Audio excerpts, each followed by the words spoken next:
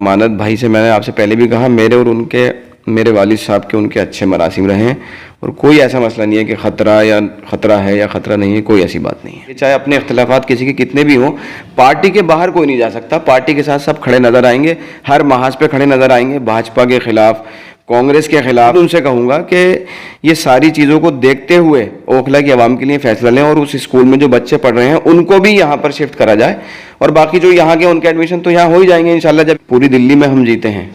और बहुत सी ऐसी जगह हैं जहाँ मुसलमानों ने हमें वोट करे हैं और इंशाल्लाह आगे भी करेंगे। एनसीपी में रहा, आपने जिक्र किया, एनसीपी के मुताल्लिक मैं स्टार कैंपेनर भी रहा, उनकी नेशनल एग्जीक्यूटिव में भी रहा, अब आम आदमी में आया हूँ। तो आम आदमी भी एक पॉलिटिकल पार्टी है और बासलाहियत लोगों की जमात है, तो ये जानते हैं बाखूबी कि किसको कहाँ पर किस ओहदे पे रखना है। दोस्तों, हम सब जानते हैं कि जो लोग भी पॉलिटिक्स में एक्टिवली इन्वॉल्व रहते हैं उनका कोई ना कोई टारगेट होता है, कोई ना कोई मकसद होता है। कुछ लोग ऐसे होते हैं जो पूरी ज़िंदगी नेताओं के आगे पीछे करते रह जाते हैं, कुछ लोग ऐसे होते हैं जो अचानक क्लिक कर जाते हैं, जिनकी किस्मत क्लिक कर जाती है, अचानक वो काउंसलर ही बन जाते हैं, एमएलए ही बन जाते हैं। ऐसे कई मिसालें तारीख में हम लोगों ने देखी है। हमारे साथ अभी मुजम्मिल खान साहब हैं। मुजम्मिल खान साहब एनसीपी में बहुत मशहूर रहे, बहुत काम किया है उन्होंने, बहुत एक्टिवली काम किया है उन्होंने, स्टार कैंपेनर भी रहे हैं ये। इन्होंने अभी हाल ही में कुछ दिनों पहले आम आदमी पार्टी ज्वाइन कर लिया है। हम इनसे जानने की कोशिश करेंगे एनसीपी में क्या कमी थी, ये क्यों आम आदमी पार्टी में आ गए, और आम आदमी पार्टी में क्या सिर्फ as a worker, as a सिपाही काम करना चाहते हैं, या आगे कोई इनका मकसद भी है। मुजम्मिल खान साहब, आप बहुत एक्टिव हैं एनसीपी में, तो पहले तो मुझे ये बताइए कि आपने जो आम आदमी पार्टी ज्वाइन किया है, तो बहुत लोग कहते हैं हमेशा कि मैं तो बस एक सिपाही बन के रहूँगा, काम करूँगा, तो क्या बस वैसे ही पूरी ज़िंदगी काटने के लिए आए हैं, सिपाही बन के, वर्कर बन के, या एक मकसद है कि नहीं पार्टी में ऊपर तक जाना है, काम करना है, मेहनत करनी है, पार्टी के लिए काम करना है, और पार्टी का जो काम है, जो उनकी आइडियोलॉजी है, उसको आम लोगों तक पहुँचाना है? क्या मकसद है एग्जैक्ट? पार्टी की जो आइडियोलॉजी है उसको आम लोगों तक पहुँचाना भी मकसद है। रही बात के सिपाही बन के रहेंगे, या जैसे लोग कहते हैं, आपने सवाल पूछा कि सिर्फ सिपाही बन के रहेंगे, ये पार्टी की जो सीनियर लीडरशिप है, चूँकि मैं एनसीपी में रहा, आपने जिक्र किया, एनसीपी के मुताल्लिक मैं स्टार कैंपेनर भी रहा, उनकी नेशनल एग्जीक्यूटिव में भी रहा, अब आम आदमी में आया हूँ। तो आम आदमी भी एक पॉलिटिकल पार्टी है और बासलाहियत लोगों की जमात है, तो ये जानते हैं बाखूबी कि किसको कहाँ पर किस ओहदे पे रखना है। तो ये पार्टी इंशाल्लाह तय करेगी कि कहाँ पर रखना है। मैं अपनी तरफ से, मेरा काम यह है कि अरविंद केजरीवाल जी, आम आदमी पार्टी की जो आइडियोलॉजी है उसको लोगों तक पहुंचाऊं, और जो आम आदमी पार्टी जिस सियासत को लेकर के आई है, यानी कि डेवलपमेंट की, तरक्की की, उसी सियासत को मजबूती के साथ, उसी सियासत के साथ खड़े होकर अपने एरिया में, अपने शहर में और पूरे समाज के लिए काम किया जा सके। कुछ चीज़ें ऐसी होती हैं जिनसे आदमी ज़ाती तौर पर मुतासिर होता है। आम आदमी पार्टी में एक एमएलए हैं दिल्ली के, जो हैं वो चीफ विप भी हैं, मुख्य सचेतक, प्रवक्ता भी हैं, दिलीप पांडे भाई, वो मेरे बड़े अजीज़ हैं असल में। उनका जो एक व्यवहार है, उनका जो अखलाक है, उनके ज़रिए मैं बहुत ज़्यादा मुतासिर हुआ। उनके ज़रिए से मैंने आम आदमी पार्टी और उनका जो वर्किंग स्टाइल है, मतलब एक अभी तक भी मतलब ऐसा ही है जैसे एक आप देखें यूपी और बाकी, मतलब एक जगह की सियासत देखें, वो एमएलए से मिलने के लिए आदमी को एक लंबा वक्त लग जाता है, टाइम नहीं मिल पाता है। आम आदमी जो है वो एक ऑरा ऐसा क्रिएट होता है एक वीआईपी पर्सनैलिटी के नज़दीक कि आम आदमी जो है पहुंच नहीं पाता है। लेकिन उनके ज़रिए मैंने ये देखा कि आम आदमी बहुत अच्छे से आम आदमी की बात वहाँ के जो लीडर हैं, वहाँ के जो एमएलए हैं, जितनी भी मोस्ट सीनियर लीडरशिप है, उनके सामने रख सकता है। इससे मैं ज़ाती तौर पर बहुत मुतासिर हुआ, और एक वजह ये भी रही मेरी आम आदमी पार्टी ज्वाइन करने की। आप ओखला से हैं, और यहाँ हमने देखा कि आम आदमी पार्टी का जो रिजल्ट है पूरे दिल्ली में एमसीडी इलेक्शन में बहुत अच्छा रहा, लेकिन यहाँ ओखला में हमने देखा कि 5 में से 4 सीट आम आदमी पार्टी हार गई। तो आपको क्या लगता है, आपने तज्जिया किया होगा खुद भी, क्या वजह रही? क्या मुसलमान आम आदमी पार्टी से नाराज़ हैं, या जो काउंसलर थे उन्होंने काम किया, या एमएलए के कुछ काम में कमी है जिसका नुकसान काउंसलर को हो गया? क्या एग्जैक्ट हुआ? पार्टी 5 में से 4 सीट क्यों हार गई? नहीं, देखिए, चुनाव है, चुनाव में हार जीत चलती रहती है। बहुत सी ऐसी जगह होंगी जहाँ पर बहुत अच्छा काम किया होगा और वहाँ सीट्स नहीं आई होंगी। ये तो एक पब्लिक का अपना एक जो मूड बना लेती है, उस हिसाब से फैसला लेती है। एमएलए या पार्टी या जो यहाँ पर विपक्ष में जो लोग हैं, आम आदमी विपक्ष में जो लोग थे, जो अब सत्ता में, यानी कि जो यहाँ पे काउंसलर हैं, चुनाव के टाइम में जो लोग आमने सामने थे उन्होंने क्या प्रोपेगेंडा चलाया, क्या हवा चलाई, उसका कोई ऐसा असर पड़ा नहीं। 400 साढ़े 400 वोट से जो है वो आम आदमी के कैंडिडेट हारे हैं। तो ऐसा नहीं है, बल्कि हम पूरी दिल्ली में हम जीते हैं और बहुत सी ऐसी जगह हैं जहां मुसलमानों ने हमें वोट करे हैं और इंशाल्लाह आगे भी करेंगे। तो हार जीत चलती रहती है, पब्लिक का अपना एक मूड है, हो गया, उसमें कोई ऐसा मसला नहीं है। अभी आपने पार्टी ज्वाइन की, हमने वीडियो वो देखी है आपकी। आमतौर पर जब लोग पार्टी ज्वाइन करते हैं तो उस इलाके के जो एमएलए होते हैं या जो दूसरे खास लोग होते हैं वो भी वहाँ पर शामिल रहते हैं, लेकिन अमानत भाई को मैंने उस वीडियो में नहीं देखा है। तो क्या अमानत भाई को आपने बताया नहीं था या उनको मालूम नहीं था, डायरेक्ट आपने ज्वाइन कर लिया, क्या हुआ ऐसा? देखिए, अमानत भाई के वो मेरे बड़े हैं और मेरे वालिद साहब के उनके बहुत पुराने मरासिम भी हैं।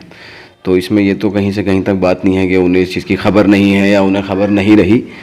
जिस दिन मेरी ज्वाइनिंग थी वो एकदम अचानक से असल में बन गया और अमानत भाई पिछले कई दिनों से जो है वो अपने जो पुलिस के, ईडी के, इन सब मामलात में उलझे हुए। जिस दिन मेरी ज्वाइनिंग थी उस दिन भी गालिबन उनको जो है पार्टी के जो शीर्ष नेतृत्व में वहाँ से फ़ोन गया था, तो उस दिन उनकी तारीख थी, इस वजह से वो आ नहीं पाए। बाकी कोई ऐसी बात नहीं है उनसे। चूँकि मेरे वालिद साहब का पुराना ताल्लुक़ है तो जाहिर सी बात है मेरा भी ताल्लुक़ है। उनके करीबी लोग जो हैं उनसे मेरा बहुत ताल्लुक़ है, उनसे ज़ाती तौर पे मेरा एक अच्छा ताल्लुक़ है। तो इंशाल्लाह आगे कोई ऐसा फंक्शन होगा या पार्टी का कोई ऐसा स्टेज होगा जहाँ पर आपको अमानत भाई भी ज़रूर दिखेंगे।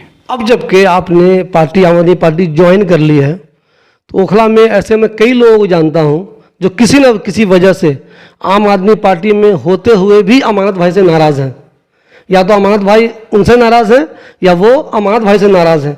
तो ऐसे लोगों को एक साथ करने के लिए, चूँकि आने वाले दिनों में जब एमएलए का इलेक्शन होगा, असेंबली का इलेक्शन होगा, तो आपकी भी जिम्मेदारी होगी। चूँकि आप एनसीपी में सीनियर रहे हैं, यहाँ भी आपको जिम्मेदारी हो सकता है कुछ दी जाए। तो ये आपकी कितनी जिम्मेदारी होगी कि उन सब लोगों को एक जगह किया जाए, उनकी नाराज़गी दूर की जाए, इसके लिए आप क्या कोशिश करेंगे? देखिए, मैंने अभी नई ज्वाइनिंग करी है, पुराने तजर्बेकार लोग यहाँ पर हैं आम आदमी में, मैं उनके सामने बहुत छोटा हूँ और बहैसियत जो मेरी हैसियत है उस हिसाब से पूरी कोशिश करूँगा। लेकिन जब घर में जिस तरह से कहते नहीं है, वो एक कहावत है कि 4 बर्तन होते हैं तो खटकते हैं, वो चलता रहता है। लेकिन जो विचारधारा है, जो अरविंद केजरीवाल जी की विचारधारा है, हमारे मुख्यमंत्री की, जो आम आदमी पार्टी की विचारधारा है, तमाम इख्तिलाफात अपनी जगह हैं। आपने खुद कहा कि इतने इख्तिलाफात देखने को मिले, लेकिन उसके बाद भी चुनाव में सब लोग एक साथ नजर आए। तो ये विचारधारा ही एक ऐसी वो है कि सबको इकट्ठा कर देती है, चाहे अपने इख्तिलाफात किसी के कितने भी हों। पार्टी के बाहर कोई नहीं जा सकता, पार्टी के साथ सब खड़े नजर आएंगे, हर महाज पे खड़े नजर आएंगे, भाजपा के खिलाफ, कांग्रेस के खिलाफ। क्योंकि ये कांग्रेस का भी जो एक दोहरा रवैया है, आप देखें कि कांग्रेस बोलती तो बहुत है कि ये बाबा साहब के संविधान से देश चलेगा, गांधी और नेहरू की आइडियोलॉजी से देश चलेगा, तो ना गांधी जी की आइडियोलॉजी है ना नेहरू जी की। आपने भी देखा होगा, एक कांग्रेस का एक पोस्टर आया था जो उनका रायपुर में अधिवेशन था, मौलाना आज़ाद का नाम गायब था। उसके अलावा मौलाना मोहम्मद अली जौहर रहे हैं, मौलाना आज़ाद रहे हैं, हकीम अजमल खां रहे हैं, मतलब एक लंबी फहरिस्त है जो कांग्रेस के सदर रहे हैं। आपने देखा होगा एक भी मुसलमान का उसमें नाम नहीं था। तो मुसलमान का साथ देने की बात करती है मगर साथ खड़ी नहीं दिखती। आप देखिए कि अभी जो 2 बच्चे हैं उनके साथ जो वाक़या पेश हुआ है उसमें भी कहीं नज़र नहीं आई। तो हम नफ़रत की जो भी सियासत है, यानी कि वो जो भाजपा करती आई है और वो जो नफ़रत की सियासत के ख़िलाफ़ खड़े होने का ढोंग करते हैं, यानी कि कांग्रेस, उनके खिलाफ, दोनों के खिलाफ विकास की, तरक्की की राजनीति करने वाली आम आदमी पार्टी हमेशा खड़ी मिलेगी। और उसी विचारधारा के साथ सारे लोग, चाहे उनके आपसी जाति कोई भी इख्तिलाफ हो, वो उनका एक अपना अंदरूनी मामला है, लेकिन पार्टी आइडियोलॉजी के साथ सारे लोग खड़े मिलेंगे। केजरीवाल साहब के डेवलपमेंट के काम से किसी को इनकार नहीं है। उन्होंने स्कूल बेहतर कर दिया, 200 यूनिट तक बिजली फ्री है, ये सब जानता है। लेकिन जहाँ तक कुछ मुसलमान हैं वो ये कहते हैं कि जब दिल्ली में दंगा हुआ तो पार्टी का रोल अच्छा नहीं था, आम आदमी पार्टी का। उसके अलावा जब कोरोना हुआ तो खुद जो सीएम साहब हैं वो जब स्टैटिस्टिक्स पेश करते थे प्रेस कॉन्फ्रेंस के दौरान, तो वो बोलते थे 100 लोगों को आज कोविड हुआ, कोरोना हुआ, जिसमें 50 आम लोग हैं, 50 ये तबलीगी वाले हैं। तो कुछ लोगों को लगता है कि उन्होंने जानबूझ के मुसलमानों को टारगेट किया। तो क्या आपको ऐसा लगता है उन्होंने कुछ ऐसा किया था, इसकी वजह से नुकसान भी हुआ उनको? देखिए, जब आरोप प्रत्यारोप की राजनीति तो चलती रहती है। अब मैं अगर ये बात कहूँ दूसरे क्या कह रहे हैं, ऐसे तो कांग्रेस की एक पूरी लंबी चौड़ी फहरिस्त है जो मुसलमानों को हर एक ताज़ा ज़ख्म जो है वो कांग्रेस ने दिया है, हर बार एक नया ताज़ा ज़ख्म दिया है कांग्रेस ने। यहाँ डेवलपमेंट की राजनीति से मुराद डेवलपमेंट आप देखते हैं तरक्की की, यानी कि डेवलपमेंट आना की वजह यह है, डेवलपमेंट की राजनीति को लाने की वजह यह है कि जो हिंदुस्तान में दो नज़रियात थे, यानी कि एक भाजपा की जो आइडियोलॉजी है और एक उसके बरक्स जो कांग्रेस की आइडियोलॉजी है, जो मैंने आपको बताया कि वो खड़े होने की बात तो करते हैं मगर खड़े होते हुए नहीं दिखते हैं।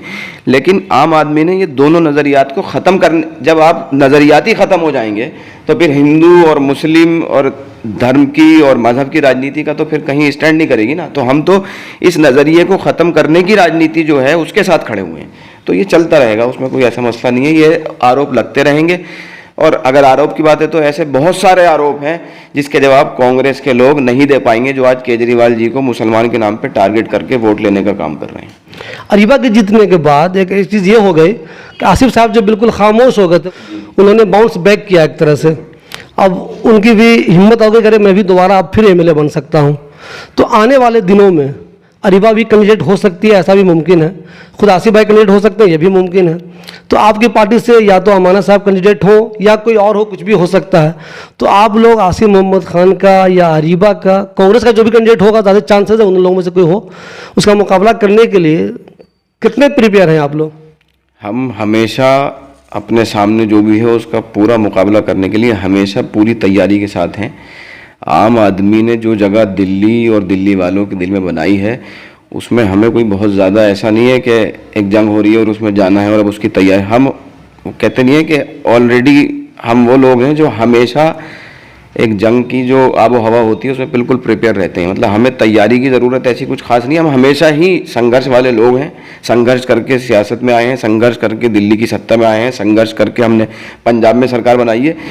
ये संघर्ष का रिश्ता कांग्रेस का ख़त्म हो चुका है, हमारा ख़त्म नहीं हुआ है। हम हमेशा संघर्ष वाले हैं और संघर्ष के साथ ही रहेंगे। तो हमें कोई ऐसा बहुत ज़्यादा ज़रूरत नहीं है कि हमें क्या तैयारी करनी पड़ेगी, क्योंकि हमारी अपनी विचारधारा ही इतनी मजबूत है, वो खुद ही लोगों के लिए काफ़ी है। चूँकि आपने आम आदमी पार्टी बाज़ाब्ता ज्वाइन कर लिया है, तो इलाके की ऐसी कौन सी समस्याएं हैं जो आपकी नज़र में हैं, आप चाहते हैं कि ये हल हो जाए? चाहे वो एजुकेशन का मामला हो या कि रोड का मामला हो, नालियों का मामला, जो भी चीज़ें हो, आपकी नज़र में ऐसी क्या चीज़ें हैं कि ये सब चीज़ें हल होनी चाहिए? देखिए, रोड आप देख रहे होंगे, काम चल रहा है रोड का। एजुकेशन के मुतालिक स्कूल है बटला, उसमें आजकल यहाँ के बच्चे जो हैं वो एनएफसी जाते हैं, लेकिन इंशाल्लाह जैसे स्कूल ऑफ एक्सीलेंस जो है एक उसके हिसाब से जो हमारे एरिया के एमएलए हैं उनकी कोशिश जारी है। इंशाल्लाह ये जल्दी स्कूल जो है वो यहाँ की आवाम के सुपुर्द कर दिया जाएगा। रोड का काम पूरी तरह से चल ही रहा है। एमसीडी में हम लोग आ गए हैं। पिछले 15 साल जो एक वक्त बीजेपी एमसीडी में थी, हमारी यही शिकायत थी कि भाई आप हमें एमसीडी में लाएं, हम इंशाल्लाह आपके लिए काम करेंगे। तो अब हम आए हैं एमसीडी में, अभी मेयर ने शपथ ली है। तो हम जो भी काम एमसीडी के ज़रिए इलाके के हों या एमएलए के ज़रिए हों, एमएलए जो हैं वो अपने काम बाखूबी अंजाम दे रहे हैं। एमसीडी के ताल्लुक से जो काम यहाँ पे अभी तक नहीं देखने को मिले थे, इंशाल्लाह वो भी आपको उसमें अच्छा ही मिलेगी। देखिए, आपने पार्टी ज्वाइन कर ली है, तो आपकी अमानत भाई से बात हुई पार्टी ज्वाइन करने के बाद? अमानत भाई बहुत खुश हुए या उनको एक टेंशन हुई, अरे कहाँ से एक राइवल आ गया? ऐसा तो नहीं कि आने वाले दिनों में ये टिकट मांग लेगा, ये मिलेगा, ऐसा कुछ हुआ क्या? नहीं, मैं तो बहुत छोटा सा आदमी हूँ, मैं टिकट विकट के मैं बिल्कुल भी मेरे जहन में भी ये बात नहीं है। अब आपने ये बात कही है तो जहन में आ गई, वरना अभी तक तो मेरे जहन में नहीं थी। और मेरे जैसे शख्स से किसी को क्या फ़र्क पड़ सकता है? तो जहन में आ गया ना, ये तो खतरा होता है, मिले किसी भी नेता के लिए तो खतरा होता है कि जहन में उसके बात आ गई। नहीं, जहन में है, मगर मेरा कोई ऐसा इरादा नहीं है। और अमानत भाई से मैंने आपसे पहले भी कहा, मेरे और उनके, मेरे वालिद साहब के उनके अच्छे मरासिम रहे हैं और कोई ऐसा मसला नहीं है कि खतरा है या खतरा नहीं है, कोई ऐसी बात नहीं है। ये जो स्कूल था बटला हाउस में, लाल स्कूल, इसके बारे में कन्फ्यूज़न ये है, मुझे बहुत से गार्जियन ने कहा है कि स्कूल शायद वही है जो यहाँ से वहाँ चला गया, वो वापस आ जाएगा। कुछ लोग कह रहे हैं नहीं, ये वाला स्कूल तो नया बन जाएगा, अब वो स्कूल यहाँ वापस नहीं आएगा। गार्जियन लोग परेशान इस बात को लेकर हैं। उनके बच्चे जब जुलेना जाते हैं, एनएफसी जाते हैं, तो बसों में जाते हैं तो टेंशन, ई रिक्शा में जाते हैं चोट लगने का टेंशन, वहाँ पे जो वो रोड क्रॉस करते हैं, लाल बत्ती है, उसमें टेंशन। मैंने 2 बार वहाँ पे रिपोर्ट भी की है, बहुत टेंशन है वहाँ पे।